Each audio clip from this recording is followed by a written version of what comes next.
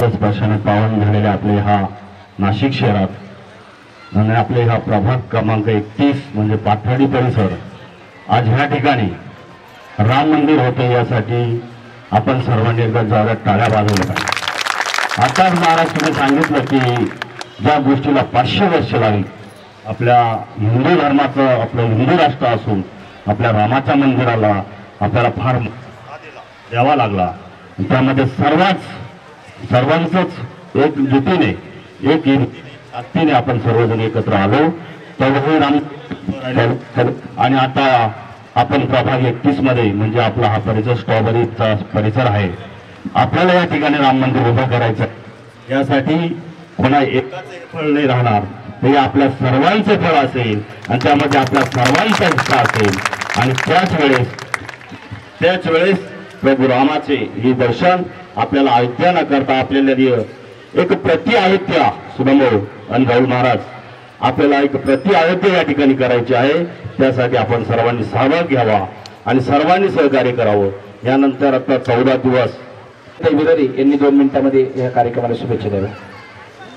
धर्मसोहळ्याला सर्व पाथर्डी परिसर सर्व नागरिक या ठिकाणी उपस्थित आहेत।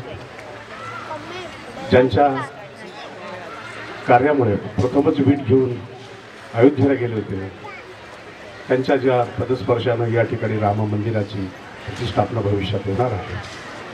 रामनगरीमध्येच रामाचं मंदिर या ठिकाणी आपण उभं करत आहोत या सर्व शुभ कार्याला। त्याचप्रमाणे 14 तारखेपासून जो काही धार्मिक सोहळा या ठिकाणी होणार आहे त्या सर्वांमध्ये आपण सर्व सहभागी होऊ। जसं आता सांगितलं की हा कुठल्याही पक्षाचा नाही तर आपल्या हा धर्माचा सोहळा आहे। आपण सर्व मिळून हा सर्व कार्यक्रम अतिशय यशस्वीपणे पार पडू सर्वांना या आयोजकांना प्रथम आम्ही शुभेच्छा देतो की त्यांच्यामुळे हा कार्यक्रम या ठिकाणी होत आहे। त्या सर्वांचे आभार आणि धन्यवाद। सर्वांनाच नवीन वर्षाच्या शुभेच्छा देतो आणि नवीन वर्षाच्याच निमित्ताने फौजी साहेब महाराष्ट्रात देशात खूप वेगवेगळं राजकारण चालू आहे पण आमच्या प्रभागामध्ये सर्वच पक्ष सर्वच नेते एकत्र आणि चांगल्या कामासाठी एकत्रच असतात। निश्चित आम्ही जे ज्येष्ठ नेते असतील प्रभागातील निश्चित त्यांचे आम्ही आभार मानू कारण का एक चांगल्या कामासाठी सर्वच एकत्र आले। निश्चित या ठिकाणी प्रभाग क्रमांक 31 मध्ये राम मंदिर होत आहे ही निश्चित या प्रभागातील एक आनंदाची गोष्ट आहे आणि सर्व नागरिक त्याचं स्वागतच करतील आणि निश्चित जी काही मदत लागेल राम मंदिर पूर्ण करण्यासाठी आम्ही शिवसेना पक्षाच्या वतीने मी वैयक्तिक जी काय लागेल ती नक्कीच आम्ही ती पूर्ण करू एवढं आश्वासन देतो। थांबतो। जय हिंद जय महाराष्ट्र। सर्व आमचे सर्व पक्षीय मित्र परिवार अत्यंत आनंद होतोय की प्रभाग 31 मध्ये रामकथा होती। निश्चित सर्वप्रथम मी आयोजकांचं मनापासून स्वागत करतो की आपण जे चांगलं काम करतात त्या कामामध्ये आम्ही सर्व तुमच्या संगती आहोत आणि येणाऱ्या काळामध्ये इथं राम मंदिर उभं राहणार आहे म्हणून आम्हाला पुन्हा इथं डबल आनंद होणार आहे। मी माझ्या सर्व प्रभागाच्या वतीनं मनापासून शुभेच्छा देतो।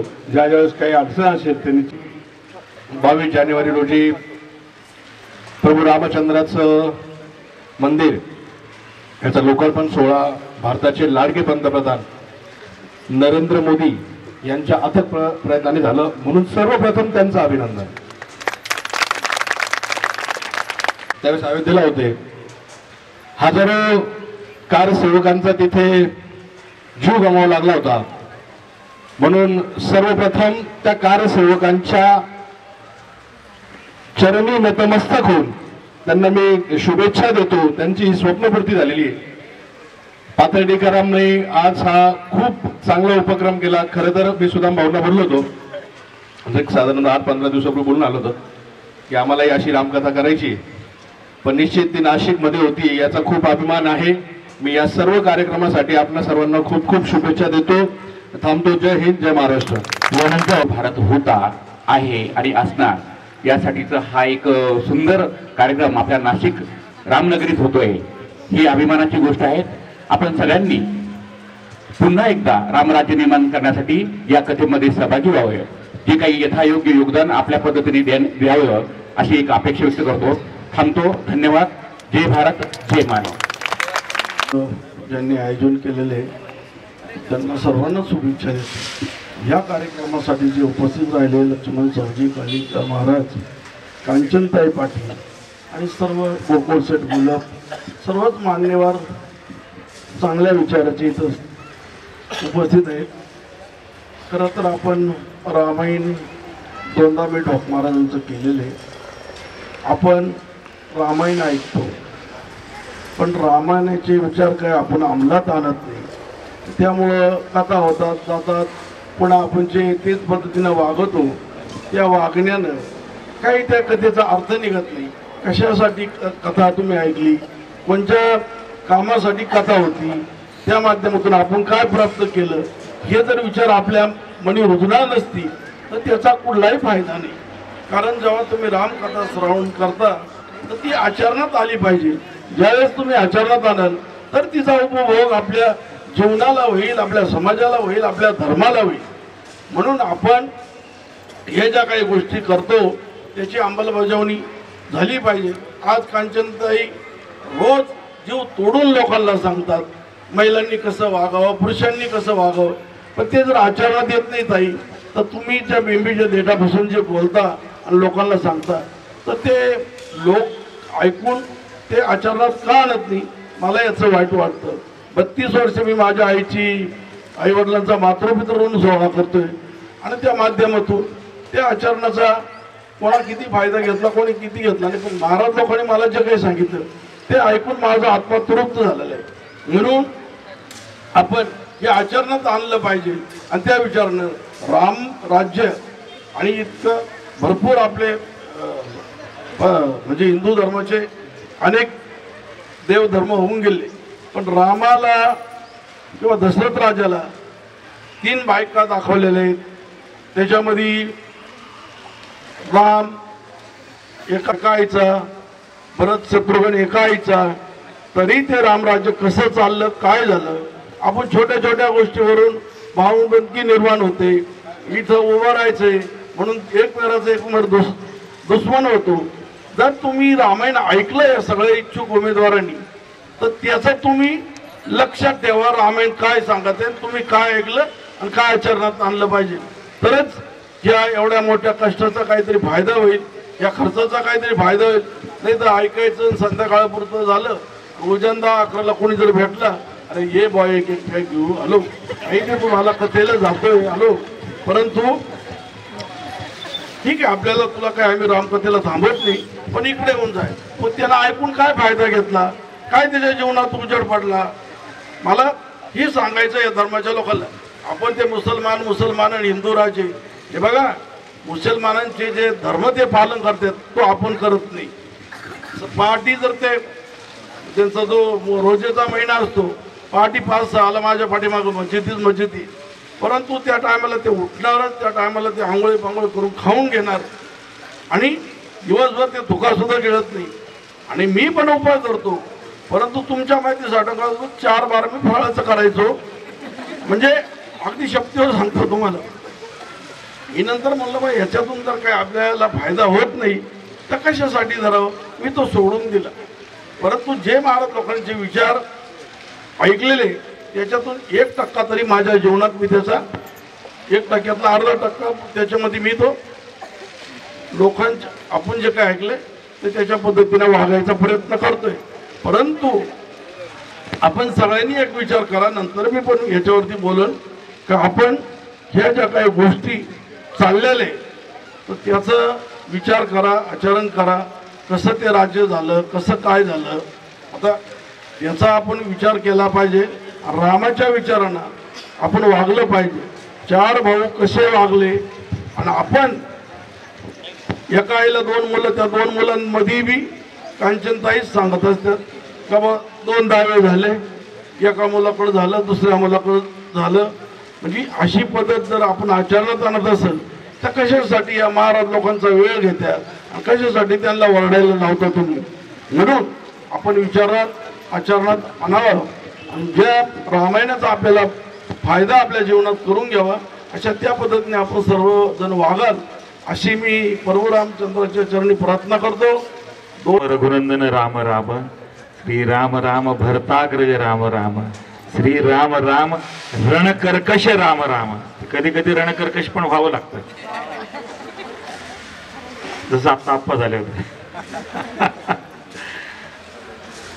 पूजनीय कालिकानंदजी, कांचनताई, ब्रह्मवृंद, ज्यांनी ज्यांनी मनोगत व्यक्त केले ते सगळे मान्यवर, ज्यांनी आयोजन केले ते सगळे मान्यवर, राहुल महाराज, अंकुशने थोडा उल्लेख केला. इतकं सहज नाही हे सगळं. 500-600 वर्ष ज्या विषयासाठी भारताने लढा दिला, ज्याच्यामध्ये अनेकांचं बलिदान झालं आणि जे एक आपल्या राष्ट्रीय अस्मितेवरती घाला पडला होता.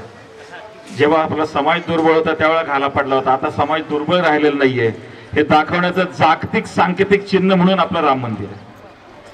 आणि त्याचं निर्माण झाल्यानंतर गेल्या वर्षी ज्या वेळेला 22 तारखेला तिची प्राणप्रतिष्ठा झाली तिथल्या मंदिरात, तर तिथल्या प्राणप्रतिष्ठेला बसण्याचं जे पावित्र्य किंवा ज्या मानसिकतेत यायला पाहिजे, त्याच्याकरता जे मन दृढ व्हायला पाहिजे, त्याच्याकरता मोदीजींनी जो उपवास सुरू केला होता तो नाशिक पासून सुरू केला होता. 12 जानेवारी पासून इथल्या काळाराम मंदिरात पूजन केलं, इथल्या गोदावरीला संकल्प केला आणि इथून उपासना करून मग तिथे ते प्राणप्रतिष्ठेला तिथे पूजेला बसले होते. परंतु त्या सगळ्या प्रसंगाचा वर्धापन दिवस करायचं हे नाशिककरांच्या मनामध्ये, फक्त नाशिककरांच्याच मनात येऊ शकतं. हे रामानं दिलेला आशीर्वाद आहे, आशीर्वाद आहे त्या या भूमीला. आणि त्यामुळं असं काहीतरी मनात आलं आणि त्याच्या वर्धापन दिनानिमित्तानं पुन्हा रामकथा या ठिकाणी आयोजन सप्ताह करावा असं वाटणं ही खूप मोठी गोष्ट आहे. त्यामुळं आप्पा तुम्ही जे बोललात ते सगळं मागचं बोलले आतापर्यंत, पण आता या रामकथेचा परिणाम तुम्हाला दिसेल. कारण शेवटी सुभाषित आहे, आशा नाम मनुष्याणाम काशीदाश्चर्य शृंखला बद्धाया प्रधावंती मुक्त स्थिष्टंती पंगवत. शेवटी माणूस आशेवर जगतो. आशा नावाची अशी एक साखळी आहे की जो तिला धरून चालतो तो पुढे जातो, नाहीतर तो जो जात नाही तसं साखळीला धरून तो पांगळाप्रमाणे मागे राहतो. त्याच्यामुळे आता या रामकथेचा परिणाम तुम्हाला हळूहळू युवकांमध्ये, समाजामध्ये, घरांमध्ये, लोकांमध्ये, श्रोत्यांमध्ये, वक्त्यांमध्ये दिसायला लागेल अशी आपण आशा करूया. मी या कार्यक्रमाचं चांगलं आयोजन केलं.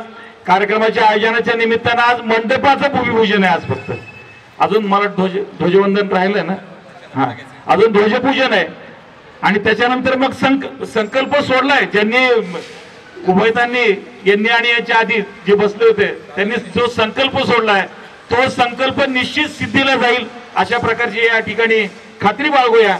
आणि पुन्हा एकदा या कार्यक्रमाचं आयोजन केलं. आज याचं आपल्या सर्वांच्या दृष्टीने या ठिकाणी मंदिराची उभारणी होणं आणि प्रत्येकाच्या मुखाला या मंदिराच्या निमित्ताने रामनाम येणं, राम म्हणता रामच होईजे. या ठिकाणी दुसऱ्या रामाला शोधायची गरज नाही. इथे प्रत्येकाच्या मुखामध्ये जरी येता येता आलं असेल की आम्ही कोणत्या सोहळ्याला चाललोय आणि येता येता जरी आपल्या सर्वांच्या मुखात रामाचं नाव येत असेल तर आपण इथं येईपर्यंतच रामच झालोय असं म्हणायला हरकत नाही. आणि मरेपर्यंत रामच व्हायचं असेल तर या परिसरातल्या प्रत्येक भाविकानं या ठिकाणी या मंदिराकरता यथोचित जेवढं होईल तितकं आपण सहकार्य केलं पाहिजे. या ठिकाणी उपस्थित असणारे सर्व मान्यवर आहे, राजकीय क्षेत्र असेल, सामाजिक क्षेत्रातली मान्यवर आहेत, परमार्थिक क्षेत्रातील मान्यवर आहेत. आपण सर्वजण या ठिकाणी आहात आणि या कार्यक्रमाचं आयोजन ज्यांनी केलेलं आहे ते आमचे सुदाम भाऊ. खरं तर मी म्हणेल आशिया खंडात भारत देश, भारतामध्ये महाराष्ट्र राज्य, महाराष्ट्रामध्ये नाशिक जिल्हा आणि नाशिक जिल्ह्यामध्ये पाथर्डी गाव नाविन्याने उपक्रम राबवतच असतं आणि त्यामध्ये परमार्थ हा येतच असतो. म्हणून आदरणीय सुदाम भाऊंना प्रभू रामचंद्रांचे तर आशीर्वाद असतीलच याच्यात अजिबात शंका नाही. खरं तर इथले प्रत्येक कार्यक्रमामध्ये कीर्तन, कथा, प्रवचन हेच असतं. आमच्या बाळूभाऊंनी देखील त्यांचा वाढदिवस केला, तोही कीर्तनातनच केला. आणि मला वाटतं हे सगळे मात्र पाथर्डी गावातली जे काही मान्यवर आहेत ते सगळे कार्यक्रम करत असताना पारमार्थिकच कार्यक्रम करत असतात. आदरणीय ज्यांचं मार्गदर्शन या कार्यक्रमाला लाभतंय. वेळोवेळी पाथर्डीतला कुठलाही कार्यक्रम असेल तर तो कार्यक्रम परिपूर्णत्वाला नेण्याची जी जबाबदारी आहे ते आदरणीय आमच्या संत श्रेष्ठ निवृत्तीनाथ समाधी संस्थांचे विश्वस्त राहुल महाराजांकडे ही घडत असतं. आणि राहुल महाराज मात्र कुठल्याही कार्यक्रमाचं मार्गदर्शन करत असताना ते परिपूर्णतेने करत असतात. खरं तर मार्गदर्शन सुद्धा फार गरजेचं आहे. मार्गदर्शन नसेल तर कुठलंही काम परिपूर्णत्वाने होऊ शकत नाही. म्हणून राहुल महाराजांचं सुद्धा आपण आभार मानणं खूप गरजेचं आहे. जिथे मात्र या ठिकाणी आपण शब्द द्यावा आणि राहुल महाराजांनी उपस्थित राहू नये असं नाही. आणि या संपूर्ण कार्यक्रमाला नुसते आयोजक नाही, मार्गदर्शक नाही, तर तुमच्या सर्व परिसराचं मात्र या ठिकाणी हे भूषण आहे. म्हणून आपल्या परिसरातल्या प्रत्येकानं या कार्यक्रमासाठी सहकार्य केलं पाहिजे. आदरणीय आमचे चुंबळे आप्पा म्हणजे शिवाजी आप्पा माझ्या वडिला समान आहेत. कायम माझ्या प्रवचनात कीर्तनात बसत असतात. आता तर आप्पांचं इतक्यात मार्गदर्शन ऐकून मला असं वाटतंय की आप्पा तुम्ही सुद्धा एक प्रवचन छान करू शकतात. म्हणून इतकं छान बोलले. आणि म्हणून मी आप्पांनी जे काही सांगितलेलं आहे ते खूप महत्त्वाचं आहे. कथा कीर्तन प्रवचन किती ठेवतो याच्यापेक्षा आचरणात किती आणतोय याच्याकडे लक्ष देणं फार गरजेचं आहे. म्हणून आपण त्या आचरणात आणूच. आणि मला वाटतं इथून मागे काय झालं, जसे आमचे सावजी शेठ म्हणाले की इथून पुढे 100% आचरणात येईलच याच्यात अजिबात शंका नाही. आणि आपण ते आणूच याच्यातही अजिबात शंका नाही. म्हणून सावजी मात्र त्या ठिकाणी शेठचं जे काही मात्र आपल्याला मार्गदर्शन होतं म्हणून ते सुद्धा अत्यंत मोलाचं होतं. बरेच मार्गदर्शकार या ठिकाणी बोललेत. आणि म्हणून येत्या 25 जानेवारीला पौषवारी सोहळा आहेत. आपण सर्वांनी त्या वारीला उपस्थित राहावं असे मी आपल्या सर्वांना प्रार्थना करते. आणि त्याच पद्धतीनं मी काही जे काही लांबवलेले 2 शब्द आहेत तेही संपवते. आणि मात्र संध्याकाळी राईट 6 वाजता आदरणीय आमच्या आमदार ज्यांनी 30 कोटी रुपयाचा निधी मात्र निवृत्तीनाथ संस्थांकरता प्रथमतःच त्या मात्र निधीचं प्रयोजन केलेलं आहे. मला वाटतं अनेक आमदार अनेक खासदार होऊन गेले पण निवृत्तीनाथांकरता एवढी मोठी रक्कम पहिल्यांदाच देत आहेत ते आदरणीय सरोजताई. आणि त्यांच्याकडे वारकरी मेळावा आहेत आणि वारकऱ्यांचं पूजन आहेत आणि भोजनही आहेत. आपण सर्वांनी त्या कार्यक्रमाला उपस्थित राहावं असं आमदार ताईंच्या वतीने आपल्या सर्वांना निमंत्रित करते आणि माझ्या शब्दांना पूर्ण विराम देते. रामकृष्ण हरी. धन्यवाद साहेब. रामचंद्र भगवान की, पवन सुद्धा हनुमान की. यानंतर मी कदम ताईंना विनंती करतो त्यांनी कांचनताई जगताप यांचं पूजन करावं. आणि कालिकानंद महाराज यांना विनंती करतो कुंडली कवरदार विठ्ठल श्री ज्ञानदेव तुकाराम पंढरीनाथ भगवान की. नाही राम म्हणता रामाची होय. तर राम ह्यामध्ये 2 अक्षर आहेत. काय आहे? रा आणि म. जबाबदारी जोरात वाढली कारण की रामाबरोबर रा म्हणजे राधा आणि म म्हणजे माधवही आलाय नाही का. जबाबदारी जोरात आहे तुमच्यावर. राम म्हटलं तर राधा माधवाचं सुद्धा स्मरण होत असतं. म्हणून मन लावून जर रामकथा ऐकली तर तितकंच भागवत ऐकल्याचं सुद्धा पुण्य लागत असतं. हे घ्या. तर सगळेजण सगळेच बोलले. आप्पांनी खूप सुंदर सांगितलं. त्यांनी तर म्हणजे पास्ट फ्युचर प्रेझेंट सगळेच काळ बघितलं. इथे सगळं छान सांगितलं. राहुलचा परवा फोन आला. मी धुळ्याला कार्यक्रमाला होतो. अत्यंत त्यात आज फार बिटजी शेड्यूल सगळं. तर महाराज यावं लागेल म्हटलं चलो आहे तर जाऊन येऊया. तर फार बरं वाटलं एकदम सगळं हे पाहिल्यानंतर. तुम्ही सर्वांनी इथे उपस्थिती दर्शवली. सर पण भेटले. आम्ही आपल्या कार्यक्रमाला आलो होतो सर तिकडे आपल्या गावाला. तर आज सर पण भेटले. फार बरं वाटलं. आणि ह्या कार्यक्रमाला आशीर्वाद देण्याची माझी पात्रता नाही पण स्वामी सागरानंदजींचा प्रतिनिधी म्हणून गुरु महाराजांकडनं तुम्हाला सर्वांना ह्या कार्यक्रमासाठी शुभ आशीर्वाद प्रदान करतो आणि ह्या ठिकाणी थांबतो. पण त्या पायथ्याशी म्हणजेच पाथर्डी पंचक्रोशीमध्ये आज श्री रामकथा आपण इथं 14 तारखेपासून तर 22 तारखेपर्यंत या कथेचं आपण आयोजन केलेलं आहे. आणि ही जी कथा आहे रामकथा की ज्यांनी आपल्या सर्वांना खूप म्हणजे काही पिढ्यानपिढ्या गेल्या त्या राम मंदिराच्या निमित्तानं राम मंदिराच्या वर्धापन दिनाच्या निमित्तानं आज आपण ही कथा आपण इथं घेत आहोत. म्हणून ह्या निमित्तानं प्रत्येक वक्त्याने आपापल्या भाषेमध्ये आपापल्या भाषणामध्ये सर्वच काही उल्लेख केलेला आहे. म्हणून मी सर्व मान्यवर या राम मंदिराच्या रामकथेच्या भूमिपूजनासाठी आपण इथं आलात त्याबद्दल सर्व मान्यवरांचे, सर्व महिला भगिनींचे, सर्व नेते मंडळींचे, सर्व गुरुवर्यांचे, सर्वांचे मी मनापासून आमच्या या कमिटीच्या वतीनं, पंचकृषीच्या वतीनं आपले सगळ्यांचे मनापासून मी आभार मानतो आणि थांबतो. धन्यवाद.